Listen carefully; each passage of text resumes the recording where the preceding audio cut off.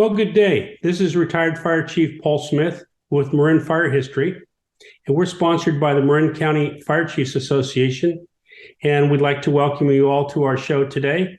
My co-host is retired Chief Bill Lellis. Good morning, Bill. Morning, Chief. How you doing? Good, good. So we put together a little presentation about fire department uniforms and turnouts and symbology, and why don't you go ahead and kick it off? Okay, I will do that. Welcome to the viewers. And today's program is a little different than previous programs. We've had a number of requests, I'm assuming from some of the civilian population that watch the shows, and we're interested in the history of structural firefighting and uniforms that the fire service is involved in. So we thought today we would talk about structural firefighting equipment, its history, and where it is today and where it might be going in the future. So, as I said, this is the history of the fire service turnout equipment. In colonial days, in early America, there were no turnouts of any type. You fought fire with buckets and the clothes that you were wearing. So, and as you can see from the slide, you had to get very close to the fire with a squirt gun to put 3 to 5 gallons of water on a fire, which was you basically useless. And that's why they had pull down ropes and pike poles. They pull the buildings down rather than put them out. So anyway, that shows you that there was no firefighting equipment. The first piece of equipment that really came along that we can contribute to being structural firefighting is the New York fire helmet. About 1821, a gentleman who made leather luggage, was a volunteer with the New York Fire Department, decided to make a helmet out of leather. And the one you're looking at is a 4-comb. The comb is that little pie shape that goes around the hat. This particular helmet has 4 combs, and very strong. And it is still the format for today's modern fire. We have choices, and one of the choices is still this 1821 helmet from New York. So it's still with us. So with that, but in the 1830s, and with the advent of photography coming along, it was quite common. The firemen don't want to have their pictures taken, so they would take a picture like this with their trumpet. A trumpet is not a musical sound. It's a bugle to speak through, a communication device, like Paul says. And you'll notice they have a high brim hat. Now, the high brim hat is a takeoff, for lack of a better terminology, the hat that Abe Lincoln wore, the big tall silk hat. These are made out of silk. They collapse into a small rim that you can store very quickly and easily. But that was them. It was a place of notoriety. With a red shirt and white buttons, a big high hat like that, they were noticed in the community, and they wanted to be noticed and recognized in the community. So in most that was quite a social stature then too, to have a hat and be a member of the fire brigade, wasn't it? Oh, it was. In most cities in Larkspur, in Marin County. First time they had fundraisers was to buy shirts and caps. Nothing to do with fire company. They wanted a red shirt, pullover, red shirt with the white buttons, and a cap. And the cap was kind of similar to what they wore in the Civil War. So you see those caps, you look at them, that's where they come from, basically, the design. So here we have a typical picture of Larkspur volunteers, all taking their pictures with their red blouses, their white buttons, and caps. They wanted to be recognized to be a fireman in a community where there were no civic organizations, maybe a women's improvement club, and you were the firemen were the next civic organization, and they were limited to like 20 or 30 volunteers, and so you couldn't join until someone left. But they wanted to be recognized, and it was a prestige position in the community. It was strictly for parades and events, nothing to do with fire suppression, nothing. So So even when they're pulling the hose carts and chemical carts to the fire, you'll notice they're all wearing what they wear to work. This is what they wore: hat, tie, white shirt. Sometimes you see a coat, a dress coat. That's what you pulled them. There was no turnouts to speak of. Helmets were about the only piece of equipment. And as the Industrial Revolution started making different materials, especially rubber, the fire service would buy rubber slickers that go, as you can see from this photo, went always down to mid-ankle. And it protected them, gave them some moisture protection, some falling debris protection, pieces of roof or glass or something like that. But they had the helmet, and you can see the big belt, the big buckles around their waist. That would tell me, if I'm looking at that buckle, those guys had something to do with ladder work. That was it looks like a ladder. Yeah, yep. Themselves into a ladder. That's how they did. And even these were so popular, firefighting was so popular in those days. Even the Lillian Coit, the famous Coit Tower lady, at the age of 15, got involved with the San Francisco Fire Department by helping and yelling at people to help pull a engine hand pumper number 5 to a fire. And the rest of her life, she was heavily involved in San Francisco Fire Department.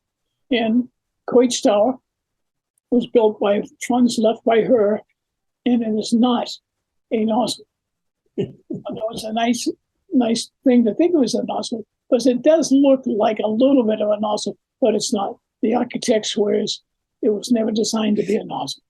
It was just at the highest place in the city at one time. And it was, at that time, the highest place in the city. And then as the triple combination pumper comes along, the ability to carry stuff, we started putting turnouts on the engines. So you'd have a box alarm. Almost every city had a fire alarm system. And when the box came in, the air horn at City Hall, the firehouse would blow, and the volunteers would go to the box alarm and not the station.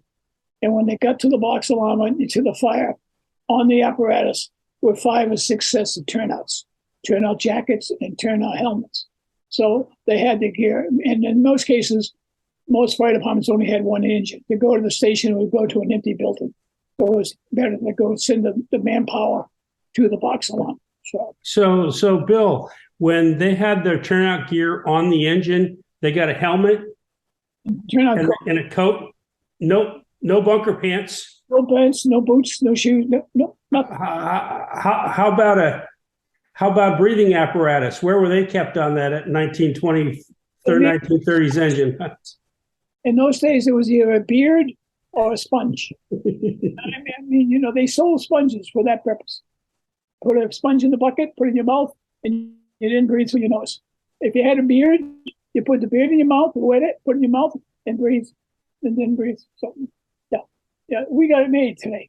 I'll tell you. So on that engine there, that's the Larkspur engine there, isn't it? Yes, yeah. And you've got the helmets there and the turnout coats, and that was the extent of your personal protective equipment. That's it. Good. Okay. And in 1947, when Colliers came in and did an article on the volunteers, you can see from the picture, things haven't changed much. They're all just wearing civvies, silver hats, black hats, turnout coats, right on the side, right on the back. Kind of looks like Kentville coming on an aerial. And you know what I'm saying? I know what you're saying. See, in 1947, we're still not there yet. We're not there yet. So, and now we're going to move into the evolution of what we call the personal protective equipment. It's PPE, personal protective equipment. And as you can see from this photo, the firemen are asked to encounter some very hostile environments, and heat, of course, being one of them. And as you can see in this photo, the men are down on their knees. This is a very hot situation. Whoever took this picture, this is a hot situation. And I wouldn't think they're going to be near, if they don't knock this thing down soon, they're going to have to get out, because things are going to start happening that are not to their benefit. So that's how turnouts, as we know them now, started to come about. So we're going to start with the fireman's helmet. The The first helmet, as you can see, looks like the old New York helmet. It's got combs. It's got a lot of combs. I think this is 1, 2, 3, 4, 5. This got about 10 combs compared to the old 4. And it's got a flip-down shield. And in the next picture, you'll see this same helmet also has a neck and ear protection. Those are built into the helmet. You put them on, you pull it down. And years ago, as we said, we used to think when our ears got hot, it was time to leave. And that's no joke. That was the way that we were trained. If your ears start hurting, it's too hot to be there. Get out. And this was to protect our ears so we stay in longer, I guess. So that's that protection. And then came the Nomex hood. The Nomex hood is a mixed blessing, in my opinion. This is one man's opinion. The Nomex hood is to protect the head, the whole head area and shoulders from heat. But one of the drawbacks is the word Nomex hood. Nomex is a chemical, and a chemical that is only mined in 3 locations on this planet. And it's a fire-resistant material. We went through a sense of fireproofing children's sleepwear. There's a lot of babies were being burnt, and so they started making it. But the problem with the asbestos, and as you can see, this goes around the neck of the firefighter. And in the larynx of the area of the neck, there's a little butterfly gland called the thyroid gland. And for whatever reason, I'm not saying it's because of the hoods, but when you start putting chemicals on your neck, they absorb into the body, absorb into the thyroid gland. And to this day, the cancer rate in firefighters' thyroid cancer is going out of the moon, to the moon. So only time's going to tell 20 years, 30 years from now, when the new scientists are not even born yet, will be determined the hazard of what we are now wearing to protect ourselves from flame. It's kind of a catch-22, but it is there. So there's the Nomex hood. So, Bill, when we wore the Nomex hood, we would occasionally wash it if we felt like it, or we were going to do a load of clothes. But you think about that, contaminants in the Nomex itself, you'd put the hood back on and you don't know what you'd be putting back on your body. Same thing with the turnouts back in the olden days. Yeah. If you want to, New York City has put out a nice, like a 3-minute video on thyroid cancer and the hood. And they're saying wash the hood. Every fireman should have at least 2 hoods. The one to take off that he came back from a call, and wash it. And then while that's drying, he got a fresh one. He puts it back on his turnouts and wears it in case he gets a second call in the same day. But they recommend every fireman should have multiple hoods and wash them immediately after coming back to the station. So the next big thing to come down is the turnout code. Now, keep in mind, OSHA came about in 1960s, early 70s, late 60s. OSHA came about starting dictating to the fire service what they wanted us to wear. So it was, and then once OSHA got into the picture, NFPA got into a standard, and now NFPA kind of dictates all the equipment we have to wear, how to maintain it, how to wash it, and how long we can use it. So with the turnout coat, it has 3 layers: an outer jacket for abrasive material, airborne pathogens won't get through it to get into your body and pick up bad stuff. There's a moisture barrier because, as anyone knows who's been in turnouts, if you're in turnouts, especially in the middle of summer, you're soaking wet, and the last thing you want to be is like being steam when the heat hits your body. That's not good for the body. So that moisture barrier, it absorbs that extra moisture that we're building up because of the weight and the thermal protective thing. And then the last barrier is a thermal barrier, which is supposed to absorb a lot of the heat. But anyone who's been in turnouts and in a working structure fire know that around the neck and shoulders where the turnouts are tight on the body, there's a little bit of heat. When you start feeling heat in your shoulders, you're in a bad situation. And they only can hold up about 500 degrees. That's not very hot degrees, but they are built, them and the turnout pants have the same 3 layer quality of protection. But so, and every time we add a protection, we add dollars. And so with that comes the last thing is the boots. Years ago, when you and I started, Paul, we had rubber boots. Pulled them on at nighttime. You slept in shorts and a t-shirt. You put your turnouts at the end of the bed. Turnouts are not allowed. Even the only place turnouts can be is in the engine room. They can't be in your bedroom anymore. You can't walk through a firehouse with your turnouts on, technically, if you want to play by. And they all have steel composite toes and heels. So, but and as you can see from this photo, they're all out in the engine room floor victim. And the most important one is the next one is the face piece for the self-contained breathing apparatus.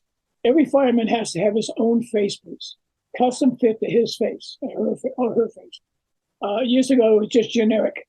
Put it on, hope it was airtight, hope no smoke gases would come in the side on them. This one, and they have to have it. No one else can use your face piece. Emergency is one thing. Sharing, running out, sharing is another thing.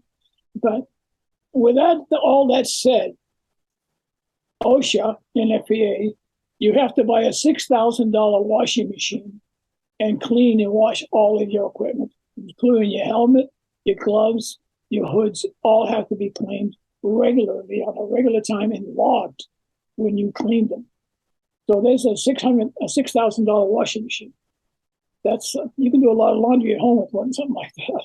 Yeah, and that, as I understand it, those wash and rinse cycles actually extract those contaminants from the fabrics. Right. Yeah. They don't affect the asbestos stuff in there, but they affect anything that you may have encountered at the last call. Right. Exactly right. Now, as I recall, the shells of the turnouts, and you mentioned they're layered, the turnouts are layered and they come apart. The inner layer snaps out of the outer layer and all that gets washed separately, correct? Right, yeah. That's all the procedure, how it can wash where and what stuff. That's a good thing. Yeah. To me, the most important piece of apparatus a fireman's going to wear is the self-contained breathing apparatus. Absolutely. Self-contained breathing apparatus, when I got in the business, and right after World War I, when jet airplanes were developed, we could go to higher altitudes. Scott Air Pack developed a 15-minute pack for pilots. When they hit certain altitudes, they could put them have air supply. And then the fire department adopted that. My first air pack, when I was in Larkspur, was a 15-minute pack. Then there came the 30-minute pack, which was good for 30 minutes. It was only good for 30 minutes if you were Superman. The average guy could only get about 20 minutes. There were those few firemen who are outdoorsmen, hunters, and stuff like that, who could really get 30 minutes out of it. And then came along the high spun metal containers that now give us an hour of breathing. And that's what you see on these firemen. They have an hour of breathing, and at maybe 5 minutes left to go or 10 minutes to go, depending on the setting, the bell starts to ring. And when the bell rings, technically you're supposed to begin leaving the building. So if your partner's got a half a tank and your bell's ringing, you're technically supposed to both leave. Mm-hmm. Sometimes macho-ness gets in the way, and we're getting in trouble, that kind of stuff. So, but if you think about being in a hostile fire environment, like that opening slide we showed you with the guys on their knees, an hour in that environment is really too long. You need to go to rehab. Come out, do not put a second tank on like we used to do with the 30-minute tanks, because we only were in there for 20 minutes. You could go 40 minutes and probably be okay. But if you've been in there for 45 minutes, the bell's going off, you come out, don't put another tank on. You need to go to rehab, and they'll get you back there, because if you were to go back in for another 45 minutes, that's almost 2 hours of hostile. That is not good for the body and for yourself. And these air packs cost about $3,000. Mm-hmm. So all given, when you put a fireman on the line, hire one fireman, set him up in his equipment, you're looking at $30,000. And that $30,000 has to be replaced, recommended, every 10 years. So you think about a city like San Francisco or San Rafael, I mean, where you get hundreds of guys. I mean, that budget item is like quite a budget item. So anyway, for Anna and her friends, this was an introduction to structural firefighting for our civilian watchers, but not to offend any firefighter who might be watching. So, but anything, Paul, I understand you got a nice program coming up on the history of the fireman's badge and ranking. And I'd like to take it a little bit from there and talk about the history of the symbology and the badges that we wear today and where that came from. So I'm looking forward to it. Yeah, it should be fun. When you talked earlier, you talked about the helmet, and then on the shield of the helmet they'd have the name of the town or the fire company and maybe a number. And we're going to talk a little bit about that and how that evolved from that helmet in 1820s to kind of where we are today. And if you talk about the symbology of the fire department, Bill, I think the oldest symbol that we have is the Maltese cross. Yeah, without a doubt. Yep. Yep. And that Maltese cross came from the Knights of Malta, who were crusaders during the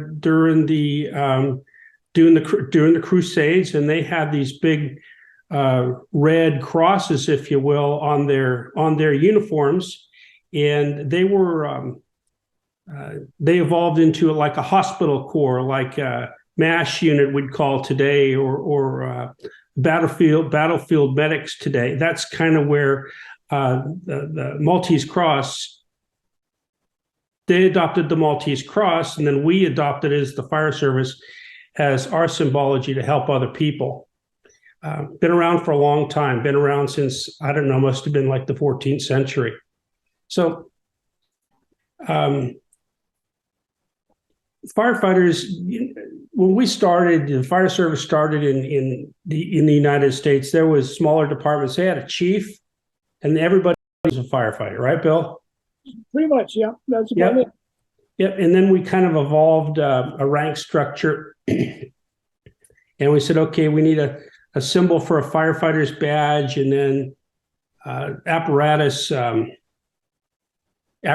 driver's badge, and how that worked. The firefighter scramble, we call it, is generally the center of the firefighter's badge, sometimes on the helmet too, and it has a picture of the fire helmet, maybe a leather bucket, a pike pole, axe, ladder. There's all different types of designs that people have developed through the ages, but we call it today firefighter scramble. And the apparatus operator or the apparatus engineer design, we see today as like an old fire pumper, like the one in the middle there. It's an old steam unit. And then on the right is a piece of apparatus, motorized apparatus, which we see today. That's something from the 1920s, but that's our tradition. So the officers, like I say, when we started the fire service, there was a chief and there was a bunch of firemen, and the fire chief had a speaking trumpet. They didn't have PA systems. They didn't have radios to talk back and forth. So the fire chief would give his voice commands through that speaking trumpet. And as Bill mentioned earlier, it's not a trumpet, musical instrument trumpet. It is actually means of amplifying his voice. So from that speaking trumpet, we evolved officers in the fire service, and the officer would be a lieutenant or a captain. And as we know, we took that speaking trumpet and said, okay, a lieutenant will have one silver speaking trumpet, the captain will have two speaking trumpets, and that's kind of how we evolved the symbols of our rank. And lieutenants and captains generally in silver color. Now, the chief officers have gold badges and white caps or white helmets. And the more trumpets, cross trumpets for the officers, for the chief officers, the crossed bugles for battalion chief, assistant chief, and deputy chief. There again, in California, mostly gold. I've seen them in other jurisdictions. They might have a red enamel background or something like that. And of course, the fire chief, the chief of the department, has the 5 crossed bugles. And whether you're in a big city paid department or a volunteer department, doesn't make any difference. The fire chief, number 1 guy in the agency, will have the 5 crossed bugles. No, the history behind the bugle is the badge is an exceptional piece of history. And I often wonder how many new firemen coming on the floor are familiar with what's over their hearts. And that's why we wear it over our heart, because of its history and what those people did in Malta to help save us. And the history of some of our symbology goes back to military as well, Bill. Yeah, it is. We a lot of our uniforms, the caps, started with the first caps. As I said, was basically the Civil War. From the Civil War, that's when, New York and the East Coast cities wear a different kind of dress hat than we do on the West Coast. They wear a small cap with white and color. We wear a regular officer's hat, we call out here. So we still with caps, different colors, different shapes, sizes, but the same principle for the dress uniform. Yeah. Sure. And the last thing I'd like to touch base on today is the shields. You did a nice piece on the helmet themselves, a leather helmet, and I'll just touch base briefly today on the shield that goes in on the front of the helmet, and all kinds of shapes, all different kinds of sizes. The one we're showing today went on our plastic helmets of the 1980s. We'd gone away from leather in the 1950s. As you mentioned before, plastic came into vogue. So the firefighters wore plastic helmets during this period of time, and we had these helmet shields here. Now, you can tell us a little about these helmet shields, Bill. When I'm looking at them, I'm thinking the San Rafael Fire Department, and at the time, Battalion Chief Don Wolford, since retired from San Rafael, had a side business of making these helmet shields, and he did a wonderful job at it. I don't know how he got into the business, but I'm sure it required specialized tools and formatting and so forth. But those two were made by Don. I'm sure they. So. Yeah, and those were mine. Again, the symbology on the front of the old-fashioned steam pumper for the engineer, and then the two straight-up parallel bugles for captain.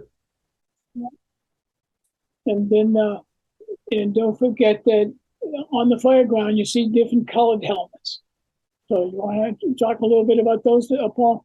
Sure. The way we evolved that is the helmets on that you spoke about in your earlier piece. They come in different colors, and of course the black or yellow is symbolic of the firefighter, and the captain has the red helmet, and the chief officers have the white helmet.